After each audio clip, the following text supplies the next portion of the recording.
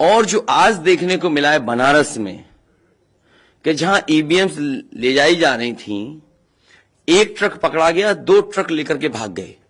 अगर सरकार चोरी नहीं कर रही थी, ये बोट की चोरी जो नहीं कर रही थी, तो कम से कम बताए कि एक गाड़ी रोक ली, पकड़ी गई, लाइव है, अभी भी हम लाइव देख सकते हैं। 2 गाड़ियां क्यों भागी? अगर कोई चोरी नहीं थी, प्रशासन ने, सिक्योरिटी ने इतना इंतजाम क्यों नहीं किया? इतनी फोर्स है, अभी इलेक्शन की फोर्स गई नहीं है यूपी से, तो आखिरकार अधिकारी क्यों नहीं कर रहे थे? क्या वजह है कि बिना सिक्योरिटी, बिना इतने इंतजाम के ईवीएम्स जा रही हैं? और ईवीएम्स के बारे में ये मानना है कि किसी भी वेयर हाउस में रखी हो या किसी भी स्ट्रांग रूम में रखी हो, तो बिना प्रत्याशी के जानकारी के आप मूव नहीं कर सकते हैं। अगर आपको ईवीएम्स को मूव करना है तो कम से कम जो प्रत्याशी चुनाव लड़ रहे हैं उनकी जानकारी में होना चाहिए। और सोचिए, मुख्यमंत्री आवास से प्रमुख सचिव, मुख्यमंत्री जगह जगह फोन कर रहे हो और डीएम्स को बता रहे हो। ये घबरा गए उसी दिन जिस दिन अखबारों में कुछ जगह आया कि कहीं पार्क की सफाई हो रही है, कहीं घर की सफाई हो रही है। और आप में से वो लोग हैं जो जमीन पर घूमे, जो जमीन पर चुनाव चल रहा है, वो भारतीय जनता पार्टी के खिलाफ था, जनता के अंदर नाराजगी थी। ये जो कल एग्जिट पोल आए हैं, मैं एग्जिट पोल पर बोलना नहीं चाहता था, लेकिन जो एग्जिट पोल आए हैं वो कहीं ना कहीं परसेप्शन ये क्रिएट करना चाहते हैं कि हां, भारतीय जनता पार्टी जीत रही है, जिससे वो चोरी भी करें, अगर वो भी ना पता लगे कि हां चोरी हुई है। इसीलिए अगर हमने वोट दिया है, तो मैं अपने नौजवानों से, किसानों से और आम लोगों को कहूंगा कि उतनी हमारी जिम्मेदारी बनती है कि वोट को हम बचाएं। अगर वोट नहीं गिना जाएगा तो लोकतंत्र कहां जाएगा? और ये लोकतंत्र की आखिरी लड़ाई है। मैंने कई बार कहा कि उत्तर प्रदेश का चुनाव लोकतंत्र की आखिरी लड़ाई है। इसके बाद तो जनता को क्रांति करनी पड़ेगी, तभी बदलाव आएगा। इसलिए मैं अपने पार्टी के लोगों से और जो सच्चे ईमानदार, सच्चे सिपाही हों, सच्चे अधिकारी हों, सच्चे पत्रकार हों, कम से कम आगे आए और लोकतंत्र को बचाने के लिए खड़ा हों। और मैं अपनी पार्टी के लोगों से कहूंगा कि जब तक काउंटिंग न हो जाए तब तक कम से कम ये नजर रखें और लगातार निगरानी रखें कि कैसे वोट बचाया जा सकता है, कैसे जहां पर मशीनें रखी हैं कोई किसी का आना जाना ना हो। ये लोकतंत्र के लिए बहुत ही खतरे का समय है। जो दल हार गया, अब उसके बस में यही है जो अब करने जा रहे हैं। ये जितने कुछ एग्जिट पोल हुए हैं वो इसीलिए हुए हैं कि अगर वो चोरी भी करें तो शायद नजर ना आए। अब ईवीएम्स पकड़ी गई हैं, बहाना कोई ना कोई अधिकारी बताएंगे कि हम ईवीएम्स इसलिए ले जा रहे थे। आखिरकार फोर्स के साथ क्यों नहीं ईवीएम्स जा रही थी? ये तो ईवीएम की एक बनारस की जो अभी भी लाइव चल रहा है वो घटना है। बरेली में एक स्ट्रांग रूम से बाहर नगर पालिका की कचड़े की गाड़ी में, जिसका नंबर UP25 DT 9166 में 3 बक्से सील पकड़े गए। जो सील बक्से थे, एक बक्से में सादा बैलेट पेपर था तथा 2 बक्से में मोहरें, रजिस्टर तथा सील करने वाला सामान था। करीबन 500 बैलेट पेपर पकड़े गए। इसी तरह सोनभद्र का है कि सोनभद्र में भी बड़े पैमाने पे चीजें पकड़ी गई। वो भी लोग समझ में आ गया तो उन्होंने देखा, एसडीएम को रोका। एसडीएम घोरावल जनपद सोनभद्र में खाली मत पर अपनी गाड़ी से पॉलिटेक्निक कॉलेज ले जाते हुए पकड़े गए। क्या सफाई देगी सरकार? इसीलिए मैंने कहा, प्रमुख सचिव, मुख्यमंत्री, आप जानकारी कर लें। अगर आपके डीएम्स कोई जानकार हैं, उन्होंने खुद बताया है कि वहां से, लखनऊ से फोन आ रहे हैं कि जहां पर भारतीय जनता पार्टी हार रही हो वहां पर काउंटिंग स्लो हो और रात तक काउंटिंग लेकर के जाइए।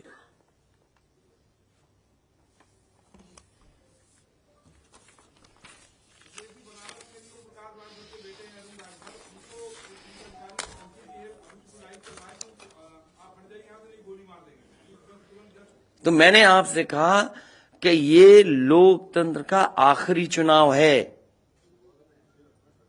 इसके बाद तो जिस तरीके से आजादी के लिए लड़ाई लड़ी गई थी, उसी तरह की हमें और आपको क्रांति करनी पड़ेगी। मैं तो अपने नौजवानों से अपील करूंगा कि जहां किसान इतने साल बैठे रहे, तब सरकार झुकी। कम से कम 3 दिन लोकतंत्र के अखंड प्रहरी बनकर के ईवीएम्स को बचाएं और चुनाव को बचाएं। मैं किसी डीएम का इसलिए नहीं मानूंगा। डीएम कौन होता है? अगर प्रमुख सचिव मुख्यमंत्री फोन करेगा, डीएम क्या कर सकता है? डीएम की क्या हैसियत है? ये फिर जो प्रत्याशी लड़ने रहे थे उनको आखिरकार डीएम ने क्यों नहीं बताया? डीएम अगर ये जवाब दे रहा है तो उस डीएम से पूछिए कि डीएम ये बताओ कि तुमने जो प्रत्याशी चुनाव लड़े थे उसके बारे में क्यों नहीं बताया उन प्रत्याशियों को? ये डीएम आखिरकार किसके नीचे काम कर रहे हैं? और बनारस जैसी पोस्टिंग किसी डीएम को मिली होगी, इस डीएम को मैं भी जानता हूं। जब पहली पोस्टिंग मैंने मुजफ्फरनगर दी थी, मैं नहीं जानता हूं ये डीएम कौन है, किसकी सिफारिश पे ये मुजफ्फरनगर पहली बार गया था। बेईमानी करा रहा है ये डीएम। और जवाब ये है डीएम का कि ट्रेनिंग के लिए जा रहे हैं। तो आखिरकार पॉलिटिकल पार्टीज को क्यों नहीं जानकारी दी? क्या जवाब है उनके पास इसका? और जब बाकायदा गाइडलाइन लिखी हुई है यहां पर कि आप ईवीएम्स का मूवमेंट नहीं कर सकते, आप कैसे ईवीएम का मूवमेंट कर रहे हैं? आप पूछिए जिन्होंने दिया बयान। अरे भाई, मैं तो कह रहा हूं किसी आपने जो पॉलिटिकल चुनाव लड़ रहे हैं उनके बारे में क्यों नहीं बोल रहे हैं आप? और आप भी डीएम की बात को मानते हो? वो वर्जन इसलिए बोल रहे हैं क्योंकि सरकार एक भाषा बोलेगी, ऊपर से नीचे तक भाषा एक बोलेगी। आप बताइए, जब समाजवादी सरकार का चुनाव था, इलेक्शन कमीशन ने जो शिकायत की उस अधिकारी को हटाया गया? आज इलेक्शन कमीशन ने किसी अधिकारी को हटाया हो? एक अधिकारी अगर इलेक्शन कमीशन हटाया हो तो बता दो। मुझे कोई उम्मीद नहीं, इसीलिए मैं कह रहा हूं कि लोगों को लड़ना पड़ेगा। अगर लोकतंत्र बचाना है तो कहीं ना कहीं तैयारी करनी पड़ेगी लोकतंत्र बचाने के लिए। जो गाइडलाइन है, आज जो बैलेट पेपर पकड़े गए हैं सोनभद्र में, जो बैलेट पेपर पकड़े गए हैं आपके बरेली में, जिस तरह ईवीएम्स को ले आया जाता है, ये सवाल बड़ा है। अधिकारी वही भाषा बोलेंगे जो उनको बोलने के लिए सरकार कहेगी। वो नहीं चाहते कि ओम प्रकाश राजभर जी, क्या भूल गए? इलेक्शन कमीशन याद नहीं है? ओम प्रकाश राजभर जी नॉमिनेशन के लिए गए, इनको अपमानित नहीं किया गया? क्या प्रशासन कार्रवाई कर रहा था? स्वामी प्रसाद मौर्य जी के साथ क्या व्यवहार हुआ? कोई भूल जाएगा इन बातों को? और चुनाव भर में क्या भाषण थे, क्या भाषा का इस्तेमाल था? हर जगह डराने का काम जनता को। ये अलग बात है, कम से कम इलेक्शन कमीशन को ये देखना चाहिए, खुलेआम जनता देख रही है, आज के जमाने में लाइव है कि किस तरीके से ईवीएम्स को ले आया जा रहा था। चुनाव आयोग को सबसे पहले जिलाधिकारी बनारस पे कार्रवाई करनी चाहिए कि आखिरकार उसने किसी को कॉन्फिडेंस में क्यों नहीं लिया। अगर मशीनें जा रही थी तो प्रत्याशियों को क्यों नहीं बताया गया? पॉलिटिकल पार्टीज को क्यों नहीं जानकारी दी गई? अगर ये गाइडलाइन में है कि नहीं है इलेक्शन कमीशन के, आप ईवीएम्स को एक जगह से दूसरी जगह मूव करा रहे हैं, आखिरकार इसके लिए जिम्मेदार कौन है? आप ईवीएम लेकर जा रहे हैं, अब 2 दिन की बात है, काउंटिंग होनी है।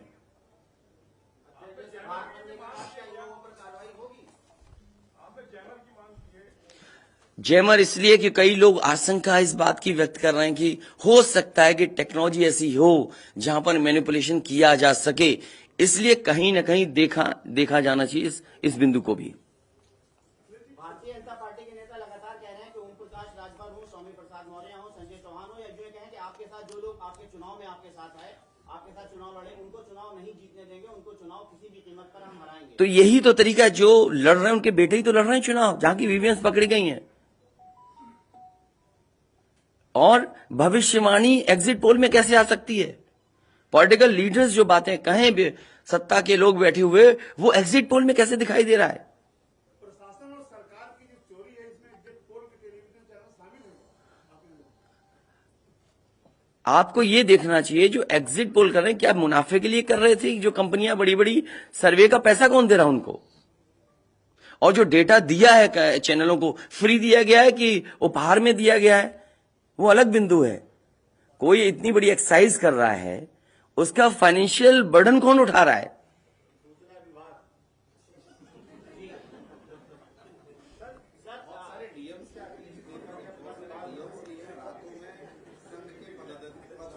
ये तो बातें, ये सच कह रहे हैं आप। जो बात, ये जो सवाल के रूप में जानकारी दे रहे हैं, ये सच्चाई है। जो आप सवाल के रूप में दे रहे हैं, ये सच्चाई है। आप बताइए, इनके साथ गलत व्यवहार हुआ, क्या कार्रवाई की प्रशासन ने? वीडियोज हैं सबके। जब ये नॉमिनेशन के लिए गए आप, क्या वीडियो अवेलेबल नहीं है? क्या कार्रवाई हुई उसमें? स्वामी प्रसाद मौर्य जी के ऊपर जो अटैक हुआ, उसमें क्या कार्रवाई हुई? मेरे क्षेत्र में जो प्रत्याशी चुनाव लड़ने आया, तो उसने अपने आप अपनी गाड़ी तोड़ी, अपने आप गाड़ी तोड़ी खुद की, और आरोप लगाए समाजवादियों पर।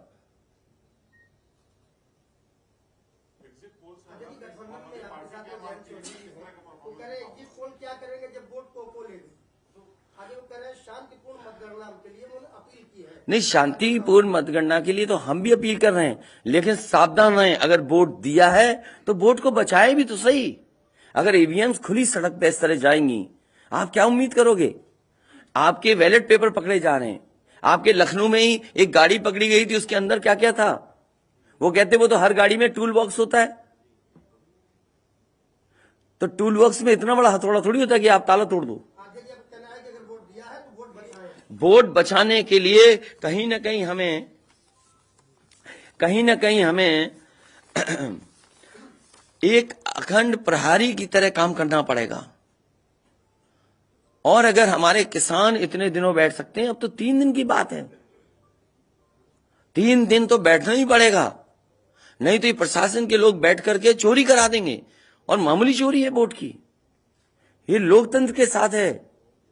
लोगों को ये भूलना नहीं चाहिए आपके पड़ोसी देशों में क्या हो रहा है। इसलिए मैं ये भी गाइडलाइन पढ़ना चाहता हूं कि जो ईवीएम के मूवमेंट के लिए जो मुझे जानकारी मिली है, वो मैं आपसे पढ़ना चाहता हूं कि all polled EVMs and all reserve EVMs after the poll shall be under cover of arm police at all times. Reserve EVMs should also be returned at the same time when the polled EVMs are returned at the receipt center.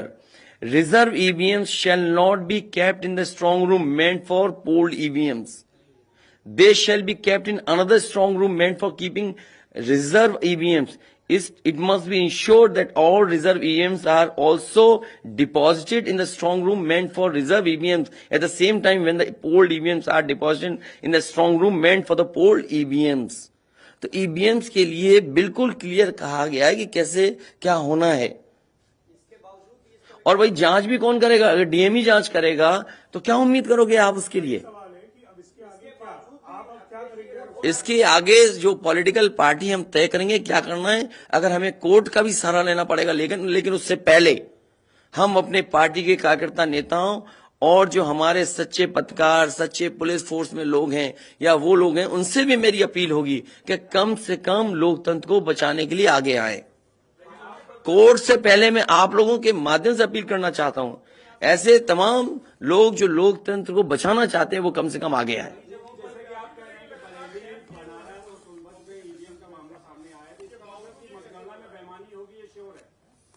आपने पंचायतों का चुनाव देखा था, Bharatiya Janata party ने खुलेआम vote को लूटा।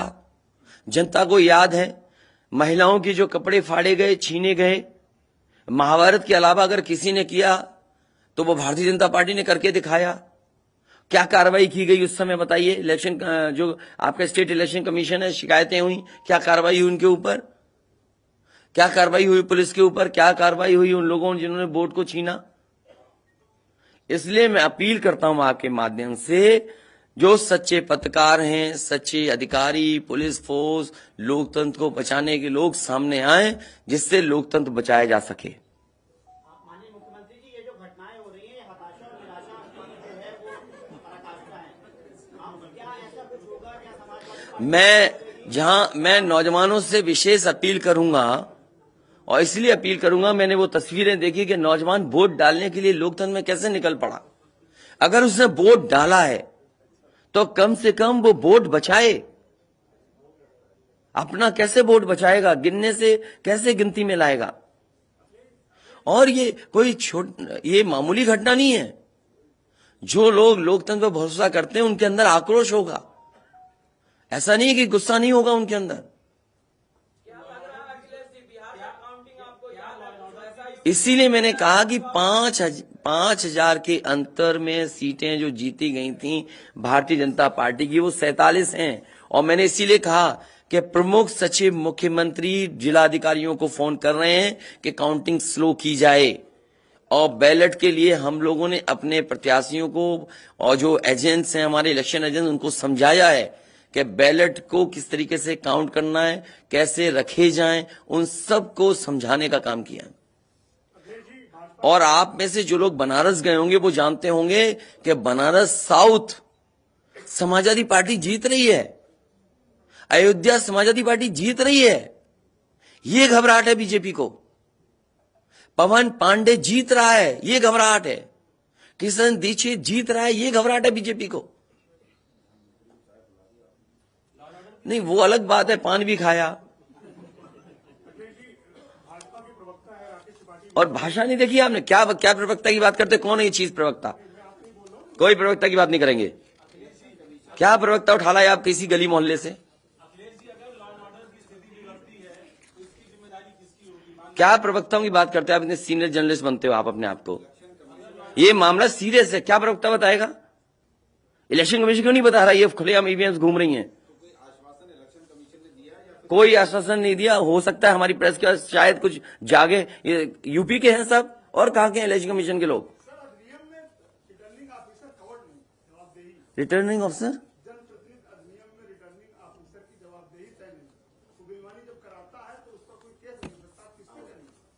अब ये तो हमें भी जानना पड़ेगा कि क्या करें। इसीलिए मैंने कहा कि हम तैयारी से रहिए। ऐसे तो किसी पे कार्रवाई नहीं कर सकते। हाँ, जिम्मेदारी तो अच्छा इलेक्शन कमीशन की जिम्मेदारी है कि निष्पक्ष चुनाव। इतना बड़ा कमीशन, हम क्यों कह रहे हैं कि इलेक्शन कमीशन की जिम्मेदारी है? क्यों उसको इंडिपेंडेंट बनाई गई ये बॉडी? ये सब जो आपके माध्यम से हो रहा है वो सब लाइव है। जो ये चीजें हो रही है सब लाइव है, सब शिकायतें की जाएंगी, सब देंगे। अभी तो अभी कहो तो अभी लाइव दिखा दें। जब आपको बुलाया है, मैंने तकलीफ दी आपको, इसके बाद हम लोग अपना लिखेंगे।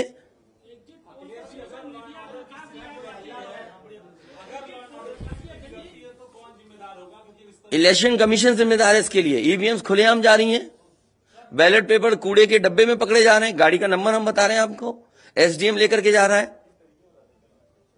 और मैं तो कहूंगा कि चुनाव हमारे जितने भी समाजवादी लोग हैं कानून व्यवस्था को मानते हुए शांतिपूर्ण रहें, लेकिन जिम्मेदारी सरकार की भी तो है। ये जिम्मेदारी इलेक्शन कमीशन की नहीं है, सरकार की नहीं है। आप अगर पूरी सुरक्षा के साथ उन ईवीएम्स को ले जाते, जो प्रत्याशी चुनाव लड़ रहे हैं उनकी जानकारी में लेकर के जाते हैं, तो किसको आपत्ति थी? ये तो पकड़ी गई हैं। अगर चोरी पकड़ी गई है तो चोरी पकड़ी को आप कानून व्यवस्था की बात करोगे आप? तो नहीं सुनी जाएगी। तो समाजवादी पार्टी हर रास्ते को अपनाएगी जहां पर लोकतंत्र को बचाया जा सके। वो जरूरी है। जहां जहां चुनाव हुए हैं, बंगाल में, तमिलनाडु में या किसी भी प्रदेश में, प्रत्याशी और उनके लोगों ने जगह जगह बैठ करके दिन रात पहरा दिया है। अखिलेश जी, निष्पक्ष तरीके से अगर चुनाव होता है तो समाजवादी पार्टी कितनी सीटें आने की उम्मीद है? मैं अभी भी कह रहा हूं, टारगेट हमारा फिक्स था, हमारा गठबंधन 300 के करीब पहुंच जाएगा।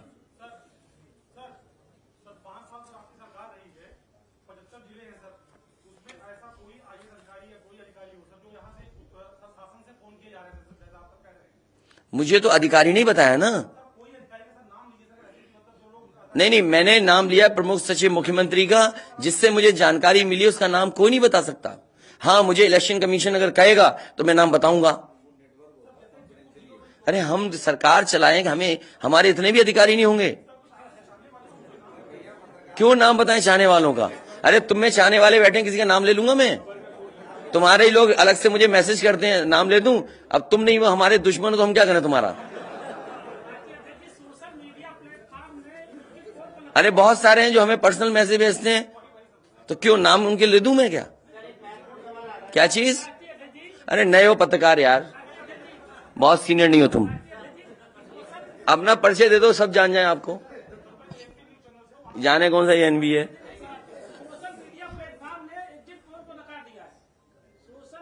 इसीलिए मैं कह रहा हूं आपसे कि एग्जिट पोल है कि जो चोरी करी जाए उसको ढका जा सके।